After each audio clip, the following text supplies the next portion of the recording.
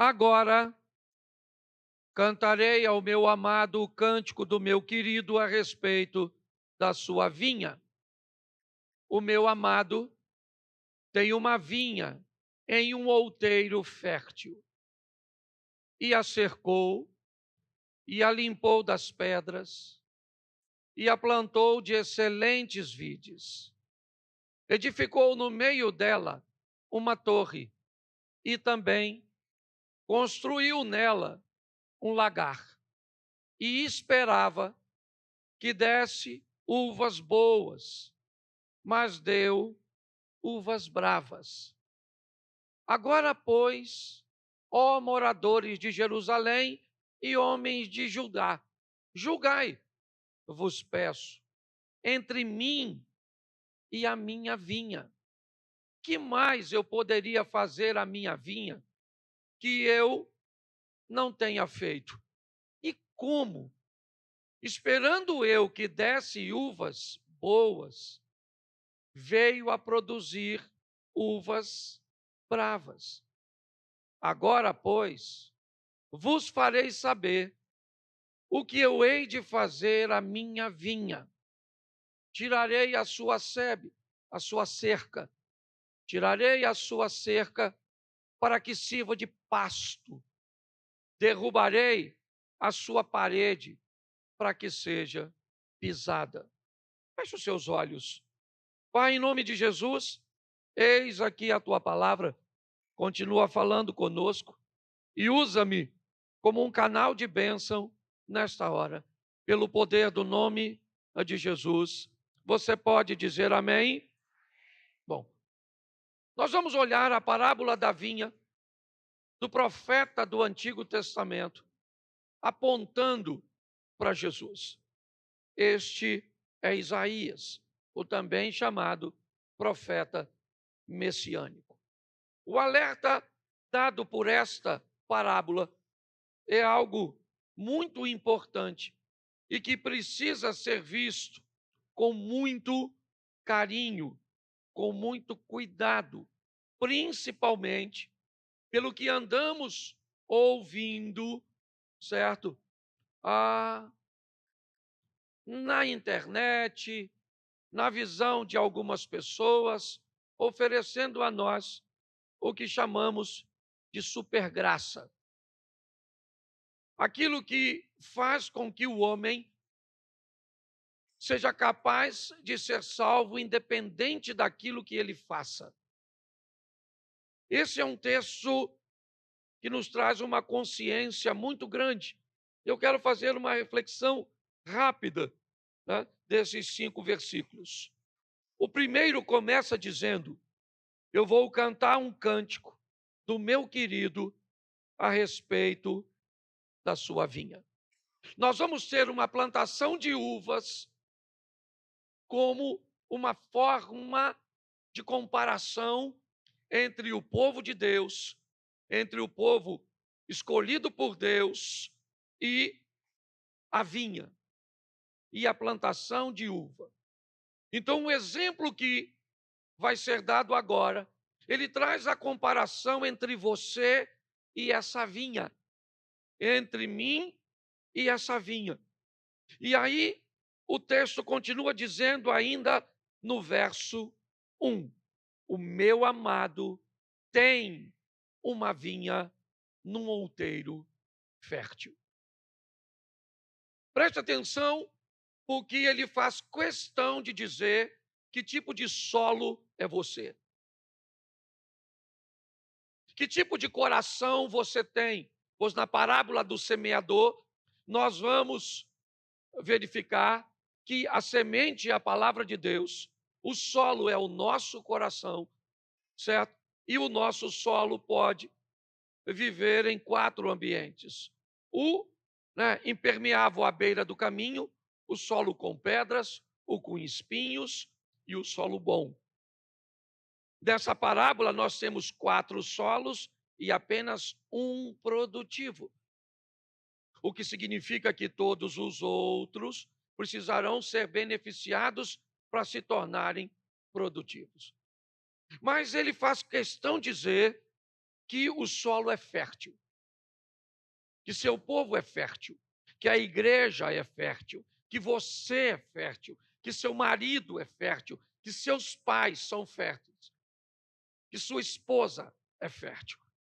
Então ele faz questão de dizer, certo, que ele tem uma vinha no outeiro fértil. Mas como é, se esse proprietário é Deus, como é que ele fez para ter essa vinha? Ele tem uma vinha no outeiro fértil, mas como ele adquiriu essa vinha? Qual foi a forma de adquirir essa vinha, de adquirir você? A Bíblia diz que você foi comprado. Você foi comprado por preço de sangue. O que foi pago por você é algo valiosíssimo. E ninguém paga muito valor em algo sem valor. É muito importante você entender o quanto você vale. Para quem, pastor? Eu acho que não tenho validade na igreja. Eu acho que não estou valendo nada na minha família. Ninguém me valoriza na sociedade. Ninguém me valoriza na escola. Ninguém me valoriza na família. Quem foi que te comprou? Quem te comprou não foram eles. Então, eles não são obrigados a reconhecer seu valor. Tem alguém que entregou o filho dele na cruz do Calvário para morrer por você. Então, não espere ser reconhecido por pessoas que não pagaram o preço por você. Se elas te reconhecerem e te amarem, é um bônus. Mas se não, ainda assim, você precisa entender que para Deus você é valioso. Hoje, mais do que nunca, as pessoas estão virando números. Você vale quantos seguidores você tem. Você vale quantos likes você tem. Isso faz com que você seja importante. Por quem você é visto. Mas nós aprendemos aqui que nós somos férteis e pertencemos a Ele não por doação. Fomos comprados por preço de sangue. Posso ouvir um amém? Então tá bom. Verso 1 fala disso, certo? Ele tem você e só tem porque te comprou. Você não saiu para ele de graça, não. Eu não saí para ele de graça, não. Ele enviou o filho dele para morrer naquela cruz, o inocente morrendo por um pecador, para ser seu dono, Cláudio, para ser seu dono, Wesley, para ser seu dono, Anderson. E você vale, você é valioso. Então pare de querer que pessoas que não pagaram nada por você sejam capazes de reconhecer seu valor. Senão você vai se decepcionar. Mas já que ele comprou uma terra, um outeiro, um pedaço de terra fértil, o verso 2 entra em cena. E ele diz que após comprar, ele põe uma cerca. Ele vai cercar. Qual é o motivo da cerca para alguém que adquiriu uma propriedade? É mostrar para todo mundo que aquilo tem dono. Botaram uma cerca, olha, é valioso. Se não fosse valioso, não precisava cercar. Se ele não tivesse preocupado, não precisava botar cerca. Mas ele, assim que compra, ele põe uma cerca. Essa cerca vai dar a dimensão, certo? A todos que passarem por ali, agora sabem que por causa daquela cerca, ela indica que existe um proprietário. A Bíblia diz que nós somos cercados por anjos, diz que nós somos cercados pela palavra, mas tem algumas coisas que eu gostaria de fazer uma aplicação. Talvez não seja nem muito corretinho para alguns teólogos de plantão, mas eu acho muito legal porque a cerca mostra ou indica que aquela propriedade tem dono. Vamos supor que você está vindo da rua E lá do outro lado vem uma pessoa que você nunca viu. Você não sabe quem é, não sabe o nome, nunca viu, mas ela traz na mão uma Bíblia. E quando você vê essa pessoa com a Bíblia na mão, o que você pensa? Hein? Na sua linguagem comum seria o quê? É crente. Numa linguagem mais abrangente, o que seria? Essa pessoa tem dono. O dono dela, certo? É aquele dono do livro que ela está carregando. A palavra de Deus é um moerão que mostra para as pessoas que você tem dono. Quando alguém fala para você fazer algo que contraria esse livro, você normalmente cita logo o versículo. Está escrito. Certo? Não posso. Não posso fazer isso. Por quê? O outro te xingou, por que você não xinga ele? Porque você não tem vontade? Vontade eu tenho. Porque você não tem xingamento para fazer? Eu também tenho, que eu lembro de umas coisas que eu falava. Certo? E por que você não faz mais? Porque agora eu estou sob nova administração. O Cristo chegou, me mostrou que pagou um preço por mim e agora eu estou cercado. Você já chegou no lugar que alguém está assim? Ah, era o sem ovelha, junto no aprisco. O que você pensa? É cliente. Por que você falou que é crente? Você conhece a pessoa? Você já viu a pessoa? Mas o que ela está fazendo? Ela está cantando uma canção, certo? De normalmente quem tem Cristo como dono. Por exemplo, você chega e alguém está assim, deixa a vida me levar, vida leva eu. O que você pensa?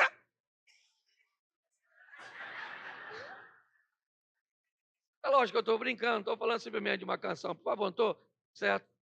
Não sou radical a esse ponto. Eu só estou te mostrando, só para você conjecturar aí na sua mente. O que é isso? São cercas. São informações, são situações que mostram que agora você tem. Fala para quem está do seu lado, eu tenho dono. É isso aí. E fala logo para ele, vai logo falando quem é seu dono, fala. E se tornou seu dono porque fez o quê por você? E comprou por que preço? É isso aí, mano. Fala assim, eu estou valendo é muito. Fala para seu namorado aí, se o seu namoradinho está do lado. Estou valendo é muito, malandro. Esse corpite é caro, fala. É. Porque hoje, por onde você vai, parece que as pessoas e as situações estão querendo desmerecer a gente, inferiorizar a gente. Então você vale muito, amém? Porque Cristo te comprou e botou uma cerca ao seu redor. Está lá, os anjos do Senhor acampam ao seu redor daqueles que o... Isso, e o livro. Tem anjo aí perto de tu. Para te proteger, tá certo? Tá certo. Segunda coisa que ele fez, limpou das pedras. O terreno é bom, hein? É caro. Está cercado, mas tem pedra. Parábola do semeador. Se tem pedra, a raiz não consegue penetrar. Se a raiz não penetra, o sol quente acaba cozinhando a raiz. Então, se o investimento foi muito alto, ele já mostrou para todo mundo que tem dono, mas vai passar o arado para arrancar as pedras. Vai limpar os terrenos, ou o terreno dele. Agora a lâmina do arado vai tirar as pedras, aquilo que impede da palavra de Deus se aprofundar, certo? Aquilo que impede o crente de ser firme, de ser forte, de ser nutrido, de ser produtivo. Entendeu? Só que a limpeza é feita com a lâmina do arado. E mesmo quando o sistema de arado era de madeira, porque no começo era assim, ele ainda precisa precisava ser pressionado por aquele que estava com a mão no arado, para perfurar o solo, para pegar aquela pedra que estava lá no fundo e trazer a pedra para cima. Não precisava remover a pedra do local, precisava tirar a pedra do impedimento. Se a pedra saísse do fundo e viesse para a superfície, ela não tinha sido totalmente removida, ela ainda continuaria no terreno, mas ela não seria mais impedimento de produtividade. É muito simples. Ninguém está pedindo para você esquecer o que te fizeram, apagar suas lembranças. O que nós estamos pedindo é deixe a palavra de Deus mexer nessa pedra, tirar isso, certo? Do fundo do seu coração, para que a palavra de Deus possa penetrar. E agora se firmar, enraizar, se nutrir, você vai ser um crente firme, um crente forte, um crente produtivo, um crente saudável. Não vai estar envolvido em fofoca, em intriga, em disse-me-disse, em qualquer tipo de questão. Firmeza. Enraizado. Mas para isso, ele limpa das pedras. Limpar das pedras é doloroso. Que às vezes tem que mexer em coisas que nós não gostaríamos, são desagradáveis, questões que nos envergonham, que nos humilham, que nos trazem constrangimento. Mas é necessário, porque tem muita gente que não produz aqui, porque foi ferido lá onde caminhava. E aí vem para cá, certo? Respirar um ar novo, mas o solo está comprometido. Então, o texto está dizendo, ele cerca, ele limpa das... E agora, o que ele faz? Planta de quê? De excelentes vides. Bom, ele disse que o outeiro era fértil. Eu já mostrei você que, além de fértil, ele foi caro. Olha só, ele precisa cercar, tá certo? E, por favor, tire a ideia do arame farpado.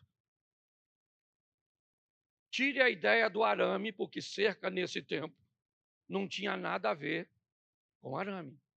Cerca, normalmente, era uma cerca viva, certo? Feita por plantas espinhosas, que dificultariam, certo? Os intrusos, principalmente animais, de cruzarem a fronteira. Era isso. Se você olhar agora, ele não só disse que o solo é fértil, não temos simplesmente a visão de que o solo é caro, também temos um investimento. E o investimento aqui, primeiro, é em proteger as raízes, certo? Em proteger o imóvel, primeiro. Cercou. Depois, proteger as raízes. E agora ele seleciona. Não são uvas ruins. As mudas que serão plantadas, elas foram escolhidas. Ele não está jogando ao acaso. Escolheu excelentes vides. Sim. Se é para ser plantado no seu coração, há uma preocupação muito grande do que vai ser plantado. Porque se plantar algo errado, viu o que o Anderson disse na palavra de oferta? Sobre como você enxerga as coisas no seu coração, assim elas se tornam, assim elas são. Então nós temos que ter muito cuidado com que tipo de coisas estão sendo plantadas, porque Deus só quer excelentes vides. Deus está lá, Salmo 1, bem-aventurado o varão que não anda segundo o conselho dos ímpios, não se detém no caminho dos não se assenta à roda dos, antes tem seu prazer na lei do Senhor, na sua lei medita de dia e por causa disso ele será como uma árvore plantada junto ao ribeiro das águas, cujas folhas não caem, os frutos nascem a seu tempo. Então, nós vemos a preocupação de Deus com o que você escuta, com o que você vê. Então, tá certo. Ainda estamos no verso 2. Mais à frente ele vai dizer, depois de plantar de excelentes vides, ele faz o quê? Vamos lá? Deixa eu ver se está aqui. Não, verso 2 ainda. Isso. Edificou no meio dela uma, preste atenção, é o dono da vinha. Ele comprou, ela é cara, ela é fértil. Ele botou cerca, removeu as pedras, plantou de excelentes vides e botou no meio dela uma torre. Note que novamente o dono da vinha está preocupado com uma coisa. Para que servia a torre? Para o mesmo propósito da cerca. Para que serve a cerca? Para proteger. Para que serve a torre? Para proteger. Na torre vai o sentinela. A torre está no meio da plantação, para que o sentinela de cima da torre fosse capaz de observar todas as extremidades, porque o dono da vinha tem um inimigo. Vá para o Novo Testamento, vai ser fácil, certo? Ele vem e planta, e enquanto ele dorme, vem o inimigo e planta uma erva daninha. Esse inimigo do Novo Testamento também está no Velho. Esse inimigo do Velho Testamento e do Novo também está na nossa vida hoje. Buscando uma ocasião onde ele possa semear algo nesse outeiro fértil, para que ele cresça e comprometa a produtividade desse outeiro, dessa terra. Então, novamente, ele tem a preocupação com vigilância. É a segunda vez. Aliás, a terceira. Porque ao remover as pedras, ele também está preocupado, certo? Com a segurança, com o comprometimento das matrizes que ele vai colocar ali. As matrizes foram escolhidas, são palavras de bênção, são palavras de vitória, são palavras de sucesso, de crescimento, de fortalecimento. Mas ele coloca lá uma torre. E o verso 2 ainda continua dizendo o quê? E ele fez o quê? Me ajude aí. E também construiu nela é claro, o que é um lagar? Naquela época, uma rocha natural ou cavada, onde o piso era inclinado e um dreno estava na parte mais baixa.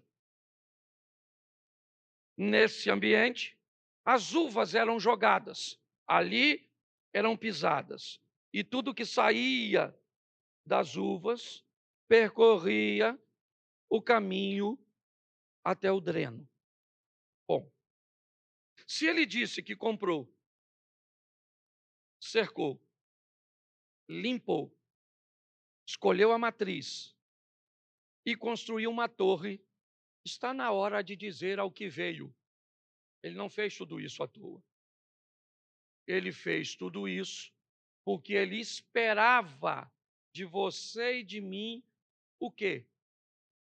Produtividade. E preste atenção, porque a vinha é produtiva. A vinha deu uva. A uva foi levada para o lagar. Só que ele tinha uma expectativa em você. Ele tinha uma expectativa que você fosse doce. Ele tinha em você a expectativa de que as pessoas fossem capazes de descobrir o seu valor. Quando? Quando provasse você. Deus tinha a expectativa de que investiu tanto em você, através de seu filho e toda a preocupação, que ele esperava que a hora que alguém espremesse você, que a hora que alguém apertasse você, você descobriria, ou ele descobriria, de quem você é filho. Ele descobriria quem é o seu dono. Ele descobriria que você seria doce, seria valioso, seria agradável. Que todos gostariam de estar com você à mesa. Porque nós estamos falando de vinho. Então ele tem uma expectativa. Construir nela um lagar. Isso. E esperava que desse uvas boas. Por que que eu esperava que desse uvas boas? Primeiro, pelas matrizes que eu coloquei. Se eu coloquei uma matriz boa, eu aguardava, sabe? Se eu coloquei você perto de boas pessoas, se eu dei a você boas instruções, se você é uma pessoa que tem condições de discernir as coisas, não faz nenhum sentido. Eu coloquei tanta coisa boa dentro de você, para agora eu ver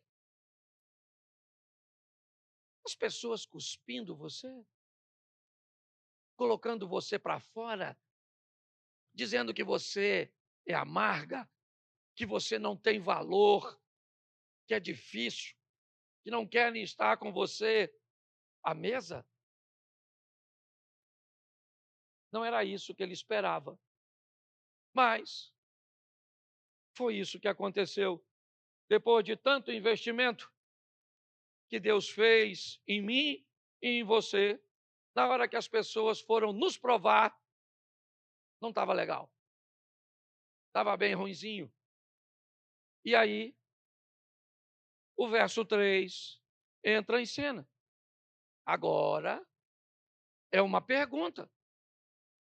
Agora, pois, ó moradores de Jerusalém e homens de Judá, julgai, vos peço, entre mim e a minha vinha. Verso 4.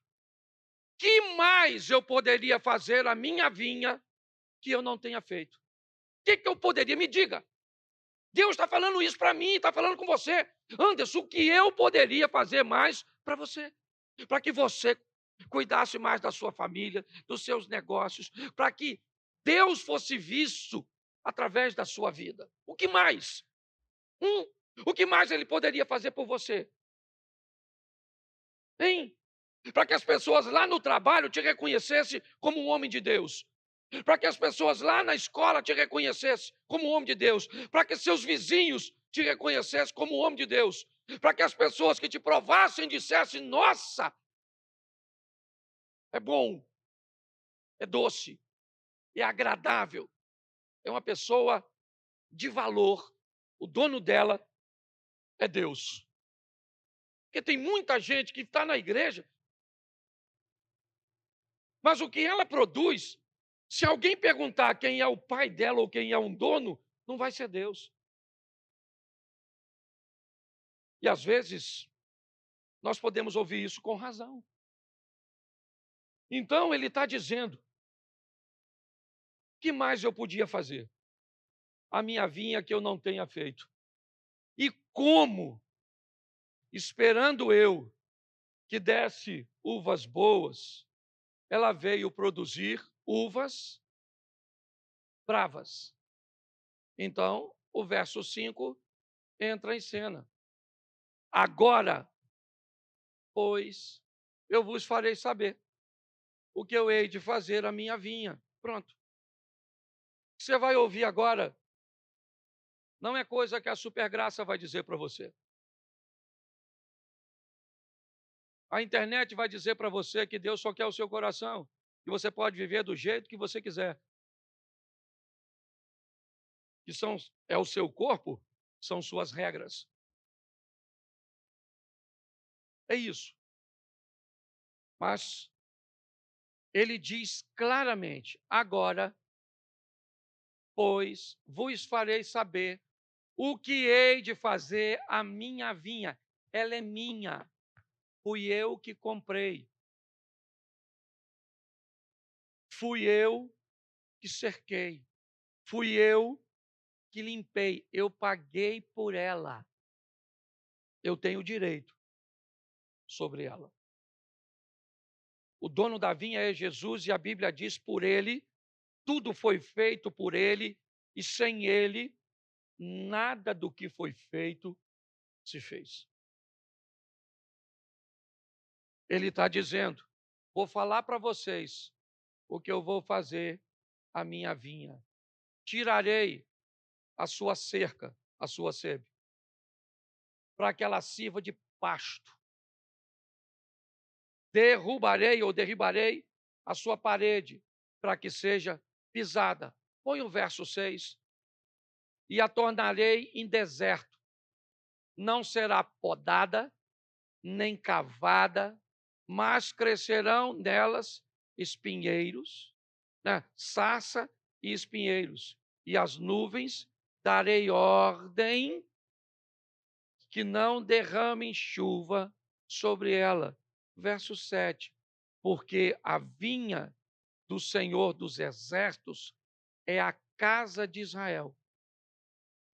E os homens de Judá são a planta das suas delícias. E esperou que exercessem juízo.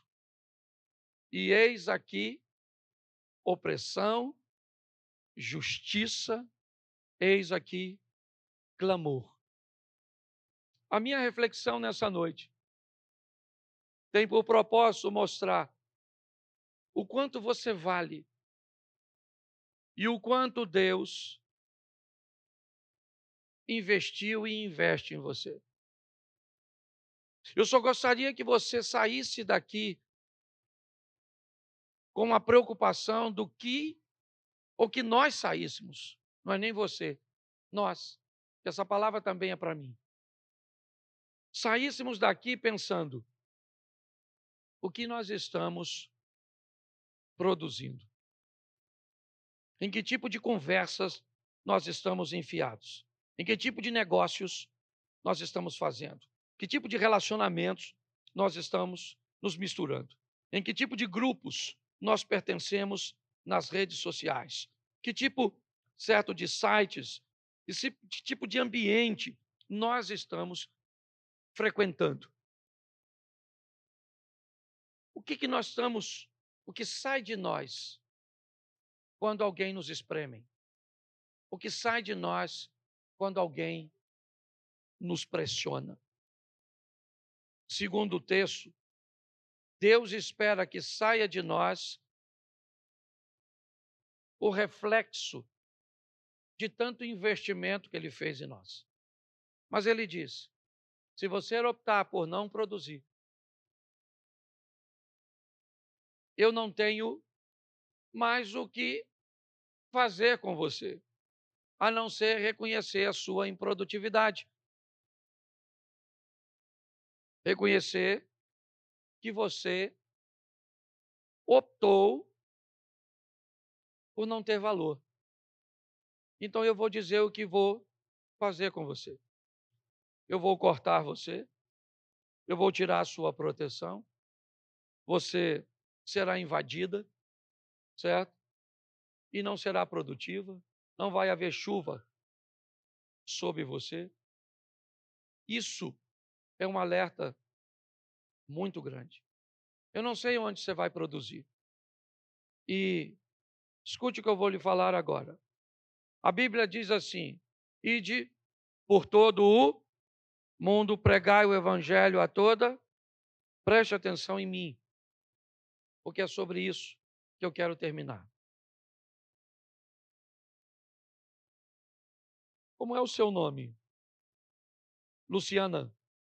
Você mora onde, Luciana? Perto do centro de Caxias. Bom, Luciana, seu mundo não é o mesmo do meu. Seus vizinhos não são meus. Seus amigos não são os meus. Sua família não é a minha. Provavelmente você veio nos visitar, certo? Caminha com a gente já há um tempo, tá certo. Vamos aqui. Eu não vou mudar seu mundo, porque não é a minha função mudar seu mundo. Hoje, o que eu faço simplesmente é ir para a mesma agência do reino que você frequenta. E nessa agência, eu e você recebemos as mesmas ferramentas com a proposta de que saiamos daqui para mudar o nosso mundo. Provavelmente as mesmas pressões que eu vivo no meu mundo, você vive no seu. Às vezes os apertos, as situações difíceis, as provocações, Luciano, que você vive lá no seu mundo, elas tentam extrair de você o que Deus produziu em você, porque você é valiosa, porque Ele investiu muito em você. Esse culto já já vai acabar e o que vai acontecer aqui? Você vai para o seu mundo e o seu mundo vai querer saber quem é o seu dono. Isso. Seus filhos vão te apertar, seus pais vão te apertar, os amigos da escola, eles vão te espremer, os vizinhos vão te espremer, as pessoas no trânsito, elas vão espremer você, porque é a função dela extrair de você. O mundo é o lagar, onde você é jogado para ser prensado. E lá no cantinho, alguém está esperando. Na maioria das vezes, a própria pessoa que te imprensou. Porque normalmente é quem prensa que faz uso, certo? Do resíduo removido ou retirado da prensagem. Então, um alerta para todos nós. Produza coisas boas em ambientes desagradáveis. Produza coisas doces em ambientes provocativos. Que as pessoas possam olhar para nós e dizer: por que você é assim? Normalmente, as pessoas não são assim. E você pode dizer ou mostrar: é que ele me comprou. Ele pagou um alto preço por mim. Mas você não era assim. E por que se tornou? Porque eu não sabia. Depois que eu descobri que ele me comprou. Depois que eu descobri que ele me cercou. Depois que eu deixei ele me limpar. Depois que eu entendi que não podia ser plantado em mim qualquer coisa. Depois que eu me deixei proteger por aquele que estava na torre. Depois que eu aceitei ir para o lagar para ser prensado, provocado, eu descobri que algo saiu de mim. E confesso a você que o lagar sempre fez parte da minha vida. Mas eu confesso a você que em outra ocasião, se alguém me imprensasse, talvez não saísse coisa tão boa quanto sai hoje. Talvez essa seja a sua realidade. Mas não faz nenhum sentido. Se você reconhece quem Ele é e o que Ele fez, ao ser prensado, sair de você coisas ruins. Hoje começa o grande jogo da nossa semana. Amanhã é o primeiro dia útil. E para onde nós vamos? Para o lagar. E vão nos prensar essa semana. Porque prensam todos os dias. E a pergunta é: o que vai sair de nós? E o que saia de nós, seja para a honra e glória do nome do nosso Senhor Jesus Cristo. E o que saia de nós, seja para que o nome do Senhor seja glorificado. Ninguém aqui é santo.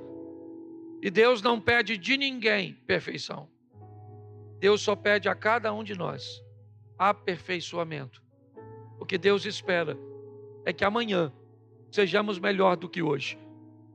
E que gradativamente vamos crescendo de fé em fé, de glória em glória. De João, capítulo 1, ou melhor, capítulo 4 primeiro. Vamos dar uma olhadinha no assunto sede, girando em torno de água. E a primeira é a mulher samaritana. Isso. Quando o Senhor veio a saber que os fariseus tinham ouvido o que Jesus fazia e que batizava mais discípulos que João, ora, ainda que Jesus mesmo não batizava, mas sim os seus discípulos, ele saiu da Judéia e foi outra vez para a Galiléia. Era necessário passar por Samaria. Foi ter em Samaria, numa cidade chamada Sicá, junto à herdade que Jacó havia dado para o seu filho José. Estava ali a fonte de Jacó. Jesus, cansado do caminho, assentou-se junto à fonte. Certo? E veio uma mulher de Samaria tirar água e disse: Jesus, dá-me de beber. E ela disse: como tu, sendo judeu, me pede de beber a mim, que sou mulher samaritana? Há parentes, porque o judeu não se comunica com o samaritano, fecha o parente, bota uma pontuaçãozinha aí. Jesus disse: mulher, se tu conheceras o dom de Deus e soubesse quem é o que te diz, dá-me de beber, você é que me pediria e eu te daria da água viva. Ela disse: o poço é fundo, o senhor não tem com o que tirar. És tu maior que o nosso pai Jacó, que bebeu ele mesmo deste poço, como também toda a sua família e todo o seu gado. Jesus disse: mulher, aquele que beber desta água tornará a ter sede, porém aquele que beber da água que eu lhe der nunca mais terá sede. Note que o assunto é água, preste atenção, depois você confere. Água, ok? O assunto aqui é água. Uma mulher está indo buscar água. O que tem lá? 2 poços. É isso aí, criança. Criança é assim mesmo. Louvado seja Deus. Se está chorando é porque está com saúde. Isso. O que tem lá? Repita comigo: 2 poços. Isso. Mas pastor, a Bíblia diz que tem um poço só. O poço de Jacó, a herdade que ele deixou para José.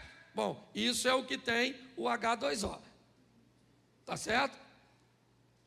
Bom, o que aquela mulher tem ou sabe que vai ter?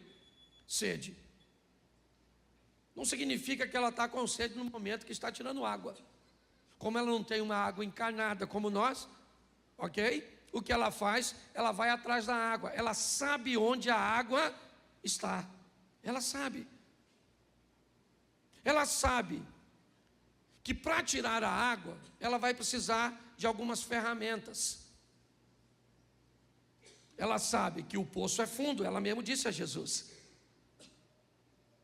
E ela sabe que precisa de uma corda para acessar a água que está no fundo. E ela precisa também de um recipiente para conduzir a água para casa. Então note que ela está totalmente equipada para aquilo que deseja. Ela sabe onde a água está, onde é o poço. Ela sabe que o poço é fundo, então ela leva a corda. E ela sabe que precisa de um recipiente para levar a água para casa. O que ela não sabe é que, além de uma vida física nutrida pelo H2O, pela aguinha, ela também precisa de uma outra água. Uma água que não tem naquele tipo de poço. Então, quando nós olhamos para esse texto, nós vemos um poço do lado de outro poço. E vem uma mulher totalmente preparada para tirar daquele lugar um tipo de água. Mas o outro tipo, ela nem sabe que existe. Quando Jesus começa a se apresentar para esta mulher, a primeira coisa que ele diz: me dá um pouco de água. Me dá um pouco de água. Me parece que, querendo botar a mulher num posicionamento de vantagem, ele inicia uma abordagem a uma mulher que tem sérios problemas com homens. Sérios.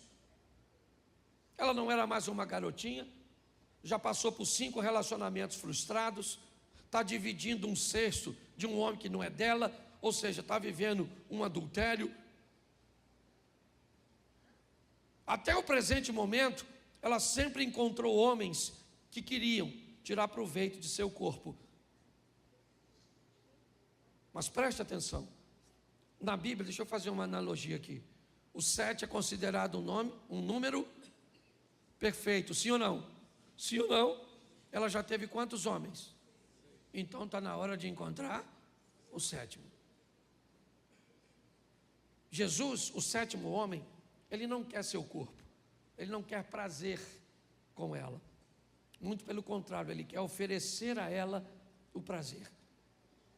Quando ela chega para buscar, ele aborda ela e ela, confusa, diz: como o senhor tem coragem de falar comigo, se o senhor está vendo que eu sou uma mulher e esse não é o nosso protocolo? O senhor está vendo que eu sou uma samaritana e há uma divergência entre nossos povos? O senhor está quebrando muita coisa por causa de uma sede, aliás, que ele nem tinha, porque o texto não diz que ele pediu água para ela porque tinha sede, ele quis apenas abordar. Mas quando ela olha para isso, ela diz: como o senhor ousa falar comigo? Ele diz: se você conheceras o dom de Deus e você soubesse quem eu sou, você é que me pediria água. Ela disse: aí o senhor não está entendendo. Deixa eu explicar uma coisa: o senhor não tem como me dar água, porque se o senhor tivesse como me dar água, o senhor já teria bebido. Eu vou falar para o senhor, o poço é fundo, e eu não estou vendo o senhor com nenhuma ferramenta capaz de tirar aquela água. E ele está dizendo: mas eu não estou falando daquela água, eu estou falando da felicidade que você está buscando. Eu estou falando da plenitude que você está buscando na vida. Eu estou falando que você, mulher, está buscando felicidade, satisfação, prazer e realização no poço errado, com decisões erradas. Porque é isso. Qual é o problema da felicidade? O problema é que todo mundo deseja alcançá-la, mas o problema é que onde ela vai estar? O que é ser feliz para você? É grana no bolso? Beleza. Você acha que quem tem dinheiro no bolso é feliz? Então você imagina que nas grandes mansões, nos lugares, certo, onde o dinheiro está presente, todo mundo é feliz? É isso? Bom, eu vou ser feliz se eu tiver filhos.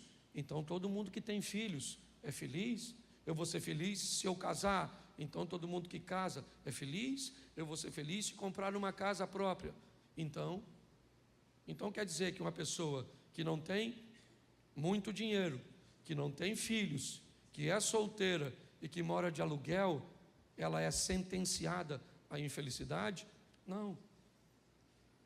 Jesus está mostrando para ela o seguinte: a senhora tem sede. E quando é sede do seu corpo, a senhora sabe onde buscar e tem ferramentas para levar. Mas quando é sede de alma, eu vou falar para a senhora: eu sou, certo, uma fonte de água viva, que vou entrar na senhora e a senhora nunca mais vai ter sede. Nunca mais a senhora vai precisar de nada para te fazer feliz, porque feliz eu vou te fazer feliz. Você está entendendo? Hoje as pessoas estão buscando por isso. Eu quero ser feliz se eu tiver isso, eu não vou ser feliz, eu não vou. Então tá bom. E se você não alcançar o que quer? Você mesmo determinou a sua infelicidade. Se eu não tiver filho, eu não sou feliz. Então tá bom, cara. É isso, sua felicidade está condicionada a essa situação. E se você não alcançar? Porque às vezes o que você almeja tanto para você não é o que Deus tem para você. E aí? Engole essa. Mas sabe o que me encanta? É que ela não entende, mas entra no negócio. Ela falou: o poço é fundo, o senhor não tem com que tirar. O senhor é maior que o nosso pai Jacó, que bebeu ele mesmo deste poço, toda a sua família e todo o seu gado. Jesus falou assim: ô mulher, vou falar uma coisa para tu. Escute só. Quem beber dessa água, volta aqui para buscar amanhã. Agora, quem beber de mim não precisa de ir mais a lugar nenhum, porque eu sou suficiente para fazer qualquer pessoa ficar saciada. Ela pensou que ele estava falando da água. Ela falou assim: aí, Jesus, então me dá dessa água aí, pô, para eu não vir mais buscar essa. Ele deve ter falado: difícil.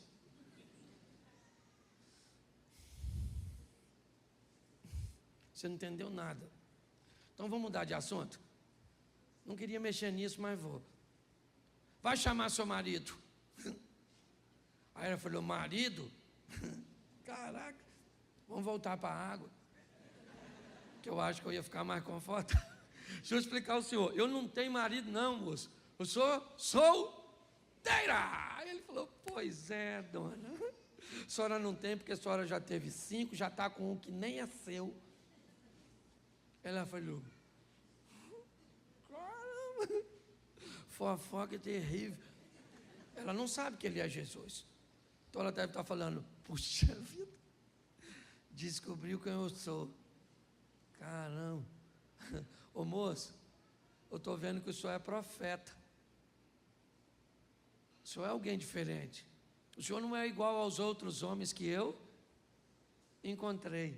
O senhor é diferente. O senhor sabe o meu passado. O senhor sabe quem eu sou. O senhor me conhece e eu não sei nada a seu respeito. Essa é a grande questão. Pare para pensar nisso. Ele sabe quem nós somos. Poucas coisas você sabe a meu respeito. O que você sabe a meu respeito? Você me conhece há quanto tempo? Você não sabe o que eu passei na infância, na minha adolescência, na minha juventude, os traumas que eu já enfrentei, as escassez, os problemas, tudo que eu já... E ele sabe de tudinho. E mesmo assim, me deu a oportunidade de me oferecer uma água que uma torneira não me dá. É muito importante nós entendermos isso. Jesus está mudando a história dessa mulher. E pensa num troço absurdo, é o que ele vai fazer com ela. Ele conversa com ela e fala coisa com ela que ele não disse para seus discípulos. Ele dá instruções. Quem é essa mulher para receber isso? Sabe onde os discípulos dele estão? Enquanto ele está conversando com a mulher? Na cidade de Samaria. Sabe o que tem lá? Muita gente que Jesus quer salvar. Jesus disse para seus missionários, 12 missionários: vão até Samaria comprar comida. E eles vão para comprar comida. A mulher veio para pegar água. Olha só. Quando Jesus termina de conversar com ela, ela deixa o cântaro. Depois você dá deixa eu ver se eu consigo te mostrar aqui. Põe o 4:28, por favor, para adiantar. Eu estou adiantando porque no segundo eu consigo pregar o texto inteiro. Agora eu tenho que abreviar. Isso. Deixou, pois, a mulher o seu, era com o cântaro que ela ia fazer o quê? Ela foi apanhar água. Levou a água. Levou ou não? Levou. Só não levou o H2O. Entendeu? É isso que eu quero que você entenda. Ela levou, só não levou a água do poço. Ok? Foi para a cidade, correu e disse àqueles homens. Olha o que ela disse para os homens: gente, encontrei o Messias. Samaritano esperava Messias também, sim ou não? Sim. Agora, um Messias que conversa com a dona, com essa reputação, aí também não, né, gente? O Messias tem que bater um papo com você. Uma pessoa santa, imaculada. Ir lá na sua casa, te abordar, falar comigo que sou o pastor Cláudio. Vai lá para pegar uma dona dessa reputação. Ela falou assim: encontrei o Messias. Falou comigo. Os caras devem ter falado: vê se o Messias vai aparecer para a senhora. Essa carga tributária da senhora para pagar. A senhora não tem vergonha não? O Messias já nunca vai dar confiança para a senhora. Esse é que é o problema, gente. O diabo usa isso contra nós, porque muitas vezes ele pega a nossa reputação, que nós não somos flor que se cheira, sim ou não? E isso. E aí diz: você não merece, você não, Jesus entrar em você, entra nada, eu não estou querendo entrar. O Satanás fala: imagine Jesus, de tão sujo, só que ele sabe quem nós somos. E a mulher está falando: encontrei o Messias. O cara falou assim, e ele falou o quê? Falou tudo que eu fiz. Aí eu acho que ele falou: então quero ir lá dar uma olhada. Pelo menos alguém teve coragem de falar com a senhora. A senhora deixar essa vida sem vergonha da senhora. Não pode ver um homem, esse furor uterino que a senhora tem. Foi lá. Foi lá, Jesus está quietinho, certo? Só que quando ela volta, quem é que já está lá? Os discípulos com a comidinha, sim ou não? Eles foram comprar comida onde? Em Samaria. E ela também foi em Samaria, foi ou não foi? Eles trouxeram quantas pessoas para receber Jesus como Senhor e Salvador? Os discípulos? Ninguém. E a mulher? Vem assim, ó, evangelista. Jesus pega um cara cheio de demônio e transforma em evangelista. Não tem problema, não sei quem você foi. Ele não está olhando para quem você foi. Ele está olhando para quem você pode se tornar nele. As pessoas olham para o nosso pai. Jesus olha para o nosso futuro, gente. Vem a dona. Eu imagino Jesus olhando para os discípulos.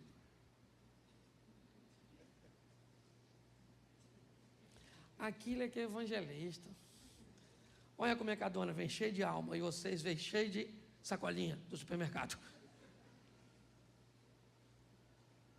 O que é que ela trouxe? Gente que também tinha sede. Raquel era uma mulher sonhadora. Ela queria. Apesar de ver sempre as coisas acontecendo nas tendas alheias, primeiro na sua rival, sua própria irmã, e agora nas servas, que mesmo sendo escravas, tinham virtudes que ela não tinha. Mas ela continuou com o sonho, buscando levar sempre seu marido para a cama, não mais simplesmente para lhe oferecer prazer, mas para dar para ela algo que desse a ela dignidade, porque era seu sonho. Você acha que muitas vezes ela tinha prazer, que no momento em que aquele homem estava possuindo ela, o que ela estava pensando era o quê? Tomara que eu fique grávida. Não estava preocupado com prazer. Porque quando você quer realizar sonhos, nem sempre dá para fazer as coisas com prazer. Às vezes seus sonhos vão exigir de você muito mais do que prazer. Às vezes você vai ter que abrir mão de descanso, vai ter que abrir mão de muitas coisas para alcançar o que você deseja. Mas quando esse menino nasce, provavelmente uma coisa essa mulher vai fazer: dizer para ele que ele é a realização de um sonho. E talvez por isso ele seja um sonhador. Por isso ele seja o único que sonha. Porque ele é filho de uma sonhadora. Porque ele escuta histórias de sonhadores. Porque ele anda perto de alguém que diz para ele: o impossível pode se tornar, porque Deus fez na minha vida. Ele é resultado de um sonho. Mas tudo bem? Quando ele tem 17 anos, ele começa a sonhar. E não apenas um sonho no sentido figurado, mas literal. Ele começa a sonhar que seus irmãos vão se curvar diante dele. Isso não vai acontecer. Não vai. Ele é o filho mais moço. Ele tem muita gente à frente dele para assumir o governo do clã. Não, essa história é conversa fiada. Ele deve ter comido alguma coisa que não caiu muito bem. Se ele contasse o que ele sonhou, seus irmãos disseram: o que é isso, cara? Quem é que você pensa que é? Você acha que você é melhor do que nós? Ele também não entendeu o que estava acontecendo. Ele sonha novamente. E agora ele sonha com sol, lua e estrelas. 2 astros de governo e 1 de direção. Agora as coisas estão ficando mais claras, talvez não para ele, mas para nós. José vai ser governador de onde? Da casa dele? É o máximo que vai ser. Provavelmente não tem muita preocupação com isso, mas ele está sonhando. Vivendo num ambiente que não é dos melhores. Sim, é isso. Ele está ouvindo histórias e uma perspectiva de algo grande, mas vivendo no meio de gente que pensa pequeno. Todas as vezes que você tiver uma perspectiva grande, perto de um ambiente de pequenez, pode ter certeza que vão tentar te abafar, te diminuir. Porque muito pior do que você se tornar grande, é você se tornar grande perto de alguém pequeno. É um grande desafio. Mas o texto diz que ele é o mais novo, sim. E o que ele tem ao redor? Irmãos, o que ele tem ao redor? Pessoas com comportamento ruim. O que ele tem? Modelos estragados, tóxicos. Onde? Ao redor dele. Na vizinhança, na escola, na universidade, no trabalho, na igreja, na família. Se você quer alcançar seus sonhos, aprenda a sobreviver os exemplos ruins perto de você. E você vai tê-los. E eles serão uma boa desculpa para você se tornar um derrotado. Uma derrotada. Eu não venci porque ninguém venceu. Eu não venci porque meu pai não pôde pagar uma escola. Eu não venci porque, eu fiz isso, fiz aquilo outro. Tá bom. Qualquer justificativa que justifique seu fracasso, ele continua sendo fracasso. Você pode ter certeza que perto de você sempre vai ter uma pessoa ruim para te oferecer algo que faça com que o que Deus tem para você não se cumpra. Como essa pessoa aparece? Como a melhor pessoa do mundo. É alguém para te exercer influência. Ela tem que ser descolada, ela tem que ser bonita, ela tem que ser legal, o ambiente tem que ser favorável, porque é para acabar com o seu sonho, é para destruir a vida de um filho de Deus, que é você, que sou eu. Sim, é nesse ambiente. E o texto diz que José, como Noé e como outros, como Elias, se mantém firme num ambiente onde as coisas estão ruins. Porque é isso. Vamos criar um ambiente global. Pense o que todo mundo está pensando. Fale o que todo mundo está falando. Veja o que todo mundo está vendo. Seja manipulado. E mais legal de tudo isso, seja manipulado por uma estrutura que faz com que você pense que você é capaz de pensar o que deseja, ou fazer o que quer. Mas não, o verde que você usa hoje e que está na moda, não foi decidido por você. Foi um grupo pequeno que decidiu em salões de moda, em Milão, Paris, Nova York, São Paulo, quando chega a Fashion Week, a semana Fashion da moda. É isso. Nós usamos o que os outros querem que use, comemos o que eles querem que comamos, acreditamos no que eles querem que acreditamos. Um grupo pequeno determina. E somente os que veem, e aliás, hoje tem tanta gente andando na contramão, que quem está andando hoje na mão certa, é que parece que está errado. Hoje qualquer coisa que vá em confronto com a opinião de massa, é discurso de ódio. Não existe mais a expressão, ou me expressar. Não existe mais. Se eu me expresso de uma forma que não condiz com o pensamento pré-programado, eu sou fascista ou fascista. Eu sou retrógrado, ultrapassado. Eu sou isso, eu sou aquilo. Eu tenho que aprender que eu estou no meio de um povo. Mas eu preciso saber como vou me comportar com ele. Se você não sabe se comportar bem na universidade, não vá para ela.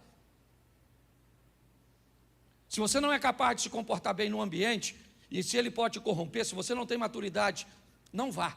Essa é a grande verdade. José é alguém que sobrevive tudo isso, mas ele está pressionado. Ele está pressionado por quê? Porque ele não cumpre um padrão. Ele é a exceção, a regra. Ele tem 10 irmãos e uma irmã até o presente momento. Não sei qual era o comportamento de Diná, mas Rubens, Simeão, Levi, Judá, Isacar, Zebulum, Gade, Azer, todos eles, menos Benjamim, que vai nascer depois. Mas ele entendeu que ele era alguém diferente e pronto. Sim, se você é diferente, vão te chamar de feio. Sim, é a história do pato. É a história do patinho, que nunca foi pato, mas que como vivia como patos, precisava parecer com pato. Mas ele nunca foi pato, ele sempre foi cisne. E como cisne, ele era feio, porque ele era diferente. É isso. Você vai para um lugar onde tem um protocolo, se comporta diferente. Você é feio. Você é isso, você é aquilo, é esse. O ambiente é o mesmo, gente. Porque a Bíblia, ela se atualiza, sabe? É que o seu celular pede atualização. E a Bíblia não precisa. Ela se atualiza por si mesmo. O livro mais atual, a Bíblia é mais atual que o jornal de amanhã, se você quer saber. E assim, é nesse ambiente, e nesse ambiente, esse cara não vai a lugar nenhum. Então Deus diz, não dá para ficar mais aí. Porque eu mudei a vida de Abraão assim, eu mudei a vida de Ruth assim. Todas as vezes que eu quero mudar a vida de alguém, eu preciso tirar gente que não cabe na sua vida, pelo menos no momento atual.